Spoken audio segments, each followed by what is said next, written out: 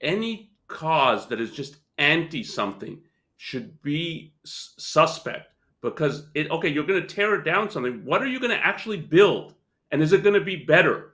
And if you don't have a position and a view and a detailed view about that, you have to worry that you just have a nihilistic movement that just wants to destroy. And as Alon was saying, it's not as though every war is bad. Some wars are necessary. You don't want to enter into war, but some, like the American Revolution, it's a real positive in the world that happened.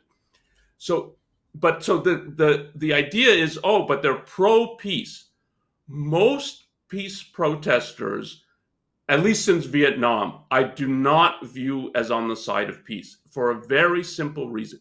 If you're not anti dictatorship and pro freedom, pro a constitutional republic modeled on the United States of America, if that's not what you think, that's what brings freedom, the pursuit of happiness and prosperity to a nation, then you're on the side of war. A dictatorship is at war, literally at war with its population. It subjugates them.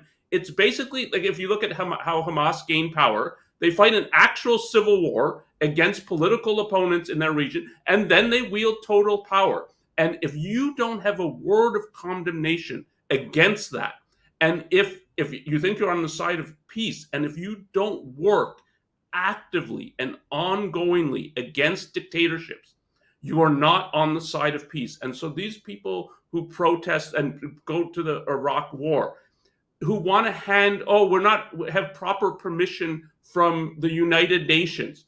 The United Nations is an organization that coddles dictatorships. The United Nations, whatever they say, is a pro-war organization. They give shelter and moral sanction to places like Russia, who's fighting a war of aggression against Ukraine at this time.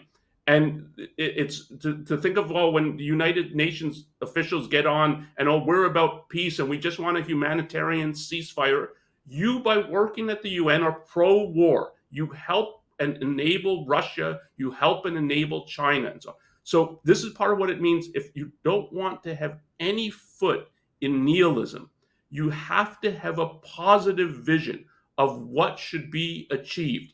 And if you think your vision is, it's Hamas, or like, we don't care about that, and it's just Arabs killing Arabs and so on, you're pro-war, and your collectivism is leading people to die.